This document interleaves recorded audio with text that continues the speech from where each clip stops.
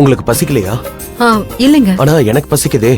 ஓ ஐயோ சாரிங்க.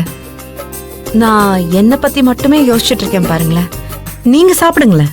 உங்களை விட்டுட்டு நான் மட்டும் எப்படிங்க தனியா சாப்பிட முடியும்? நீங்களும் கொஞ்சமாவது சாப்பிடுங்க. சரிங்க. இங்க பக்கத்துல பெரிய ஹோட்டல் எதுவும் இல்ல. 40-45 கிலோமீட்டர் போகணும்.